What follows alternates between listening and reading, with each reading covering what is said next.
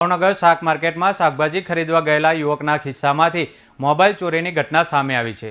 ભાવનગર શહેરના શાક માર્કેટમાં શાકભાજી ખરીદવા ગયેલા યુવકના ખિસ્સામાંથી અજાણ્યા શખ્સે નજર ચૂકવી 1,25,000ની કિંમતનો મોબાઈલ લઈ ફરાર થઈ ગયો હતો।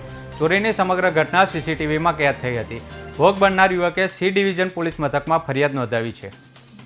રૂપમે બકાલું લેવા ગયો હતો શાકભાજી માટે। શાકભાજી લેવા માટે ગયો અને ત્યાં હજી બેઠો ત્યાં પાછળથી મોબાઈલ ચોર આવીને મારા ગીચામાંથી મોબાઈલ કાઢીને વયો ગયો છે।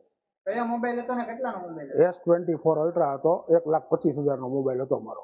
કેટલા જણા હતા સીસીટીવી કેમેરામાં એ ભાઈ એક જ દેખાય છે અને પાછળથી આવીને મોબાઈલ સીસીટીવીમાં આવે છે કે પાછળથી મારો મોબાઈલ કાઢી ગયા છે। એક્ઝેક્ટ આ કઈ જગ્યાએ? રૂપમ ગુરુ નાનક ફ્રૂટવાળાની આગળ જે શાકભાજી વાળા દાદા બે છે એની પાસે હું બકાલું લેવા બેઠો અને મોબાઈલ કાઢી ગયા છે। તમે કઈ જગ્યાએ આવ્યા? અત્યારે હું ગંગાધરિયા પોલીસ સ્ટેશન આવ્યો છું અરજી લખાવવા।